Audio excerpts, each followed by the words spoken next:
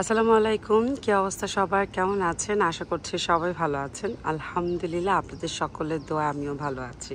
তো এই তো একদম সকাল থেকে ভিডিওটা শুরু করলাম। এখন বাজে ঘড়িতে 6টা সকাল। আমরা অলরেডি চেক আউট করে ফেলেছি, যেহেতু 7টার মধ্যে আমাদের গাড়ি চলে আসবে। আর তার মধ্যে হচ্ছে যেহেতু 6:30 থেকে আবার ব্রেকফাস্ট টাইম শুরু, সো দ্যাটস ওয়াই আমরা চিন্তা করেছি যে এখন 6টার মধ্যে রুম ছেড়ে দিব, দেন 6:30টার দিকে এখানে খাওয়া স্টার্ট হলে আমরা খেতে বসবো।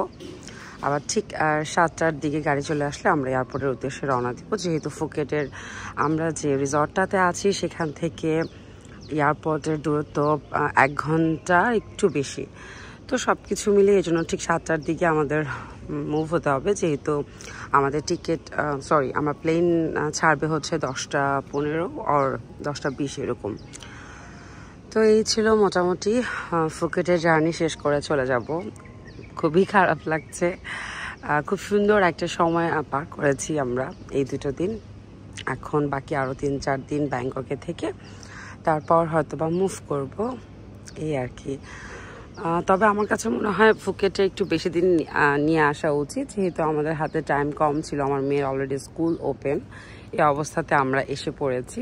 তো সব কিছু মিলিয়ে জন্য আমরা খুব বেশি দিন হাতে রাখিনি। ফুকেটের জন্য জাস্ট 2 থেকে 3 দিন রেখেছিলাম আর ব্যাংককে আর বাকি 3-4 দিন, যেহেতু ব্যাংককে শপিংটা বেশি করা হয়, ঘোরাঘুরিটা বেশি করা হয় তাই। আর আল্লাহর সৃষ্টি আসলে প্রশংসা করে শেষ করতে পারবো না। সুবহানাল্লাহ, এত সুন্দর পরিবেশ।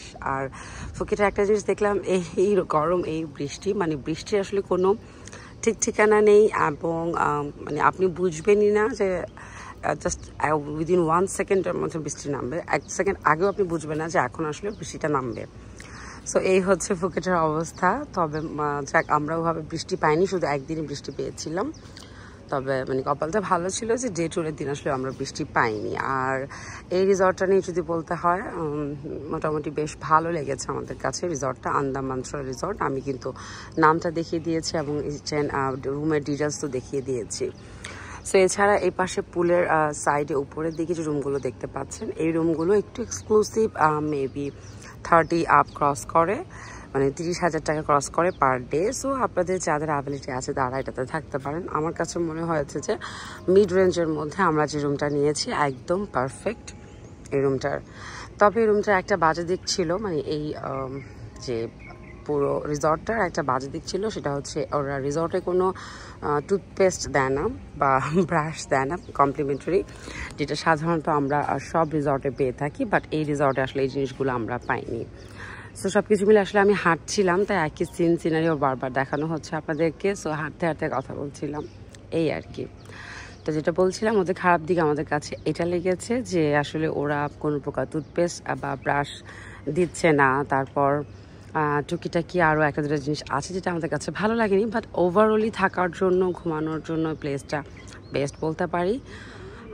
আর ফুকেটের আরেকটা যে জিনিসের প্রবলেম আমরা ফেস করেছি, সেটা হচ্ছে যে কোনো বাঙালি খাবার নেই। তবে হ্যাঁ, ইন্ডিয়ান ফুড আছে, অনেক ধরনের স্ট্রিট ফুড আছে, সেগুলো আপনারা চাইলে ট্রাই করতে পারেন। সো এই তো এখন আল্লাহ করছি বৃষ্টিটা যেন না হয়, ভালোই ভালো চলে যেতে পারি। আর এই তো পুল এরিয়াটা আজকে একটু ভালো করে দেখিয়ে দিলাম, যেহেতু এখন ওরকম মানুষ নেই। চাইলে গতকালকে দেখাতে পারতাম, বাট গতকালকে তখন 6:30টার সময় দেখলাম আমরা পুলে অনেক মানুষ ছিল। তো সব কিছু মিলে এই জন্য আর গতকাল দেখাইনি। আজকে একদম পুরোটা হেঁটে হেঁটে দেখাচ্ছিলাম। অনেক সুন্দর একটা পুল এরিয়া, এবং মানে পুলে বসে, মানে পুলে আপনারা যদি ছবি তুলেন মনে হবে যে বিচে আছেন, ছবিটা এত সুন্দর আসবে। তো যদিও আসলে আমাদের পুলে কোনো ধরনের সার্ভিস নেওয়া হয়নি, তবে সাধারণত সকাল 10টা থেকে সন্ধ্যা 7টা পর্যন্ত পুল ওনারা ওপেন করে থাকেন। সো এই আর কি, মোটামুটি এই ছিল ওদের ডিটেলস। আর ওভারঅলি সব কিছু ভালো ছিল। ব্রেকফাস্ট ভালো ছিল। আপনারা হালাল ফুড পাবেন। যারা হালাল ফুড নিয়ে অনেক টেনশন করেন তাদের ক্ষেত্রে আমি বলবো। আর এছাড়া ফুকেট কিন্তু অনেকটা বলবো না, মুসলিম কান্ট্রি মধ্যে পড়ে, কান্ট্রি না আসলে মুসলিম একটা এরিয়ার মধ্যে পড়ে। তবে হ্যাঁ, এখানে যেহেতু বাইরে থেকে অনেক ধরনের লোকজন আসে, তো ওনারা সব ধরনের খাবার রাখেন। তবে আপনারা চাইলে একটু আসলে জিজ্ঞেস করে যদি খাওয়া দাওয়াটা করেন যে আসলে এখানে হালাল কিনা, তো মোস্ট অফ দ্য টাইম আপনারা হালাল ফুড পেয়ে যাবেন। 1-2 দোকান পরে আমরা হালাল ফুড পেয়েছি। সো এটা নিয়ে একদমই মানে ঝামেলা হয়নি। তবে ঝামেলা যেটা হয়েছে, আম্মুর একটু খাবার নিয়ে প্রবলেম হয়েছে। তবে হ্যাঁ, আমরা অ্যাডজাস্ট করে নিয়েছি, আম্মু অ্যাডজাস্ট করে নিয়েছে, যেহেতু এখানে খুব সুন্দর প্যাকেজ সিস্টেমে খাবার পাওয়া যায়, কিংবা আপনি ফ্রাইড রাইস অর্ডার করতে পারবেন। তো সব কিছু মিলিয়ে এই আর কি। তো এই তো আমরা এখন ওয়েট করছি। তো সব মিলিয়ে আমার ওভারঅলি ফুকেটের বেস্ট একটা এক্সপিরিয়েন্স ছিল। তবে ইনশাল্লাহ হয়তো বা নেক্সট টাইম এসে আরও বেশ কিছুদিন থাকবো, তারপর গিয়ে ভালোভাবে এটাকে এক্সপ্লোর করতে পারবো। কারণ আমরা যেহেতু এত শর্ট পিরিয়ড নিয়ে এসেছি ফুকেটের মধ্যে, সো এই আর কি সব কিছু মিলিয়ে। তো ঠিক আছে, তাহলে আমি ব্রেকফাস্ট করে তারপর আবার এসে আপনাদের সাথে কথা বলছি। সো এই তো এতক্ষণ তো নিশ্চয়ই শুনতেই পেয়েছেন ফুকেটের মধ্যে আমরা যে 3 দিন ছিলাম, সেই 2-3 দিনের আমাদের অভিজ্ঞতাটা কেমন ছিল এবং কি ফেস করেছি আমরা, এবং আপনারা যখন আসবেন আশা করছি কিছুটা হলেও আপনাদের সুবিধা হবে। তো এই তো মোটামুটি ব্রেকফাস্ট টাইম আমাদের হচ্ছে ঠিক 6:30। আর এর আগেও যেহেতু বলেছি, এই রিসর্টটা একদম টাইম মেনটেন করে চলে। তো তাই আসলে আমরা ওয়েট করছিলাম, ওনারা আমাদের চোখের সামনে একটু একটু করে খাবারগুলো সার্ভ করছিলেন। তো এখন হচ্ছে খাবারের পালা। তো যেহেতু এই রিসর্টের বুফের যে খাবারগুলো হয়ে থাকে, সেগুলোর পুরো ডিটেলস ভিডিও আমি এর আগের দিনের ভিডিওতে শেয়ার করেছি, তাই আজকে আর ওভাবে আমি শেয়ার করলাম না। তো এই তো এখন হচ্ছে চটজলদি খেয়ে ফেলবো, যেহেতু আসলে রাস্তার একটা বিষয় আছে, আর এয়ারপোর্টটা যেহেতু একটু দূরে এই রিসর্ট থেকে, তো সব কিছু মিলিয়ে যত আগে আগে যাওয়া যায় ততটাই ভালো। আর এখানে আসলে আমি আপনাদের সাথে খাবার নিয়ে কথা বলছিলাম, যেটার সাউন্ড আর আমি রাখিনি, কারণ প্রচুর নয়েজ হচ্ছিল।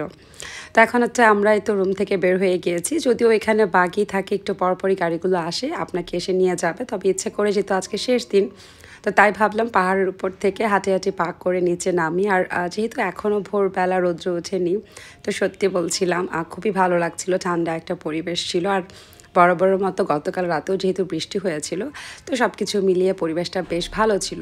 তবে আজকে কেন যেন খুব মেঘলা লাগছিল, তাই একটু ভয়ে ছিলাম যে কোনো কারণবশত যেন আবার আসলে আমরা প্লেনটা মিস না করি, কিংবা ক্যান্সেল না হয়ে যায় আমাদের ফ্লাইটটা।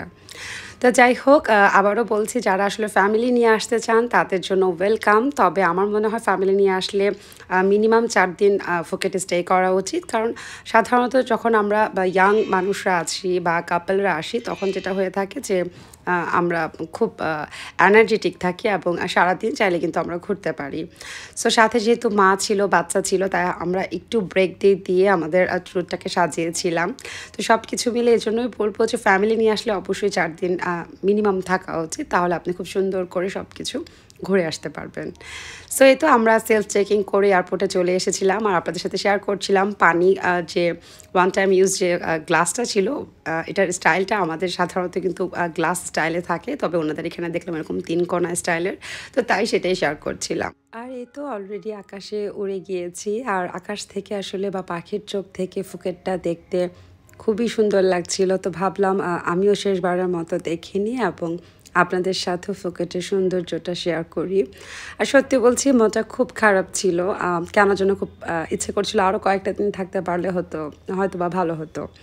তো এনিওয়ে, এখন হচ্ছে আমরা আবার অ্যাম্বাসেডর হোটেলে চলে এসেছি। একদম প্রথম দিন যখন ব্যাংককে আমরা এসে নামি, তখন কিন্তু আমরা এই হোটেলটাতেই ছিলাম। সো যেহেতু আমাদের আবারও আসতেই হবে ব্যাংককে, এবং এখানে আমরা আরও মিনিমাম 3-4 দিন থাকবো, তাই আমাদের কাছে অ্যাম্বাসেডর হোটেলটাই বেস্ট মনে হয়েছে। সো এখানে উঠে গিয়েছিলাম এবং হোটেলে আসার পর একটু ফ্রেশ হয়ে রেস্ট নিয়ে তারপর এই যে দেখুন আমার হাজব্যান্ড কী করছে। তো যাই হোক, এখন আবার বের হয়েছি, আর আমার হাজব্যান্ড মজা করছিল, আমাকে খেপাচ্ছিল, ভিডিও করতে ডিস্টার্ব করছিল। দেখেন কি পরিমাণে ডিস্টার্ব করে আমাকে, তারপরও কষ্ট করে আপনাদের জন্য ভিডিওগুলো তৈরি করছি। তো যাই হোক, এখন হচ্ছে সন্ধ্যার পর আমরা বের হব। সো তার আগে আমাদের হোটেলের নিচে এই যে বিশাল বড় ফ্যানটা দেখতে পাচ্ছেন, সেটি আপনাদের সাথে শেয়ার করছিলাম। এটা কিন্তু বিশাল বড়, আমি জানি না ভিডিওতে বোঝা যাচ্ছে কিনা, এবং এতগুলো পাখা এবং চিকন চিকন, সেটা দেখতে খুব মজা পেয়েছিলাম। সো এনিওয়ে, এখন হচ্ছে আমরা একটু শপিংয়ের উদ্দেশ্যে বের হব। সো এই তো চেনা টুকটুকে উঠে গিয়েছি, আর এই তো আমি। সো এখন একটু সাজুগুজু করলাম, মনটা বেশ ভালো আছে, যেহেতু সকাল থেকে একটু মনটা খারাপ ছিল, একদম খুব আফসোস লাগছিল, মনে হচ্ছিল ব্যাংককে যদি কম দিন থেকে ওখানে থাকতে পারতাম।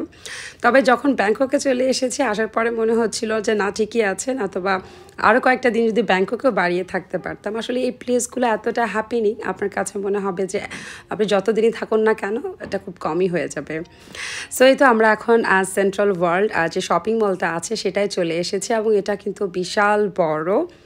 এটা পুরোটা পায়ে হেঁটে একবারে ভিডিও শেষ করা আমার পক্ষে পসিবল না, তাই আমি আসলে যে প্লেসগুলোতে গিয়েছি শুধু আপনাদের জন্য ওই প্লেসগুলোরই ভিডিও রেখেছি। তো যাই হোক, একে একে এখন আমরা ঢুকবো। খুবই এক্সাইটেড ছিলাম, কারণ মোটামুটি সেন্ট্রাল ওয়ার্ল্ডে আপনারা সকল ধরনের যত ইন্টারন্যাশনাল ব্র্যান্ড আছে সব পেয়ে যাবেন। আর এটা এত বড় যে দেখতে পাচ্ছেন ওনারা এক একটা ফ্লোরের প্ল্যান এভাবে এত সুন্দর করে রেডি করে রেখেছে, এবং আরও কিছু জায়গায় ছিল যে একদম কোন ফ্লোরে কি শপ আছে সেগুলোর নামের লিস্ট সহ। তাই আমরা যেটা করেছি বুদ্ধি করে ছবি তুলে নিয়েছিলাম সেই সবগুলোর নাম এবং কোন ফ্লোরে কি আছে এবং কোন দিক দিয়ে যেতে হবে সেই পুরো চিত্রটা মোবাইলে ছবি তুলে এরপর হচ্ছে মোবাইল দেখে দেখে সামনে এগিয়ে যাবার পালা। তো মোট কথা আসলে কি বলবো, এখানে আসলে হয়তো বা আপনাদের পকেটের টাকা ফুরিয়ে যাবে, তবে কেনাকাটা শেষ হবে না। ইটস ট্রু, কারণ যা দেখি তাই ভালো লাগছে, যেটাই দেখি সেটাই ভালো লাগছে। কারণ যেহেতু এই ব্র্যান্ডগুলো আমাদের দেশে নেই এবং অনলাইনের মাধ্যমে দেশে আনানোটাও একটা হ্যাসেল, অনেক সময় হয় যে প্রোডাক্টটা মিসিং হয়ে যায়। যেহেতু এত দাম দিয়ে আপনি একটা প্রোডাক্ট বাইরে থেকে ইম্পোর্ট করে আনাবেন নিজে ইউজ করার জন্য, তাও আবার এমন না যে আপনি বাল্ক আকারে আনাচ্ছেন, একটা বা দুটো জিনিস আনাতে গেলে তখন দেখা যায় যে ট্যাক্স সব কিছু মিলিয়ে অনেক দাম বেড়ে যায়। সো ওই জিনিসটা যদি আসলে মিসিং হয়ে যায় তো ওই ভয়ে দেখা যায় যে আমাদের অনেক কিছু আনানো হয় না। তো যাবার পথে সবার ফার্স্টেই মেকআপের রাজ্যে আমি চলে এসেছি। আর এটা হচ্ছে ছোটো ছোটো সকল ধরনের ইন্টারন্যাশনাল ব্র্যান্ডগুলো নিয়ে এটা একটা শপ ছিল। সো এটার নামটা আমি ফার্স্টেই দেখিয়ে দিয়েছিলাম। সো এখন হচ্ছে আমি একটু করে বিভিন্ন ধরনের পারফিউম, তারপর হচ্ছে লিপস্টিক, এছাড়া আরও যেটা আছে ফাউন্ডেশন, যেটা হয় আর কি আমাদের মেয়েদের। তো যদিও আসলে আমার খুব বেশি মেকআপ করা হয় না, তবে মেকআপের প্রোডাক্টগুলো কিনতে আমার খুব ভালো লাগে। তো স্পেশালি সাধারণত আমার আইশ্যাডো প্যালেট আর হচ্ছে লিপস্টিক কালেক্ট করতে খুব ভালো লাগে। মানে আমার কাছে না আইশ্যাডো প্যালেটগুলো দেখলে মনে হয় উফ আল্লাহ, রংধনুর মতো, এত ভালো লাগে। তো সেগুলোই দেখছিলাম, আসলে দেখার তো শেষ নেই আর কেনারও শেষ নেই। ওই যে বললাম, পকেটে আপনি যতই টাকা নিয়ে আসুন না কেন, থাইল্যান্ড বা ব্যাংকক হচ্ছে এমন একটা প্লেস যেখানে আসলে টাকা শর্ট পড়ে যাবে কিন্তু আপনার শপিং আর শেষ হবে না। তো যাই হোক, আমি এক ঝলক পুরোটা একটু ঘুরে দেখছিলাম। আর স্পেশালি আমি ম্যাকের লিপস্টিকটা কিনতে এসেছিলাম। আমি মোট দুটো লিপস্টিক কিনেছি, তাও দুটো গিফটের জন্য, আমার জন্য কেনা হয়নি। একটা আমার ননদের জন্য কিনেছি আর একটা হচ্ছে আমার বোনের মেয়ের জন্য কেনাকাটা করেছি। সো আপাতত আমার জন্য আমি ম্যাকের লিপস্টিক কিনিনি, কারণ আমার কাছে আছে, যেহেতু আছে আগে থেকে তাই আর ওভাবে বা প্রয়োজন মনে করলাম না। তো সাধারণত আমরা যেটা ভেবে থাকি যে আসলে হয়তো বা বাংলাদেশে আমরা অনেক প্রাইসে পেয়ে থাকি, কিন্তু এখানে হয়তো বা আমরা অনেক কম প্রাইসে পাবো। সো প্লিজ যারা এই ধরনের চিন্তাভাবনা নিয়ে আছেন তাহলে আমি তাদেরকে বলবো যে খুবই ভুল একটা চিন্তাভাবনা আমাদের।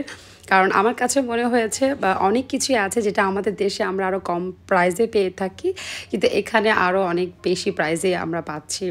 যেমন এই ধরুন না, ম্যাকের একটা ফাউন্ডেশন আমাদের দেশে কিন্তু আমরা অনলাইন পেজগুলোতে 4,500 5,000 টাকা করে পেয়ে যাচ্ছি, বাট এখান থেকে যখন আমি কেনাকাটা করতে গিয়েছিলাম আমার নিজের জন্য, আমি 7,000 টাকা করে পেয়েছি এক একটা ম্যাকের ফাউন্ডেশন।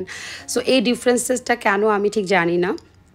ইভেন দো লিপস্টিকের ক্ষেত্রেও সেম, অনেক সময় হয় যে আমাদের দেশে আমি 2,800 টাকায় কিংবা 2,500 টাকায়ও লিপস্টিক পেয়ে যাচ্ছি। এটা পেজ ভেদে ডিফারেন্স হয়তো বা ক্যারি করে, কিন্তু এখানে আমি যখন লিপস্টিক কিনতে গিয়েছি 3,500 4,500 টাকা করে আমি ম্যাকের লিপস্টিক পেয়েছি। সো এই হচ্ছে অবস্থা। তো এই কারণে আসলে আমার জাস্ট যতটুকু প্রয়োজন ততটুকুই কেনাকাটা করেছি। আর এর চেয়ে বড় কথা হচ্ছে, আপনি যখন কোথাও ঘুরতে আসবেন আপনার কিন্তু খুব ইচ্ছে করবে যে আপনার কাছের মানুষদের জন্য আপনি অল্প করে হোক একটা জিনিস হলেও আপনি যেন কেনাকাটা করতে পারেন। আর এছাড়া আমি যখনই কোথাও ঘুরতে আসি না কেন, আমার মাথায় হাজারো অনেকগুলো নাম থাকে যে ওকেও দিতে হবে, একেও দিতে হবে। তো সব কিছু মিলে এটা একটা টেনশনের বিষয় হয়ে পড়ে আমার জন্য। তো আমি অলওয়েজ ট্রাই করি আসলে আমি যেখানেই ঘুরতে যাই না কেন, ছোট্ট একটা মাথার ক্লিপ হলো আমার একটু কাছের মানুষদের জন্য নিয়ে যেতে বা শেয়ার করতে আমার কাছে ভালো লাগে।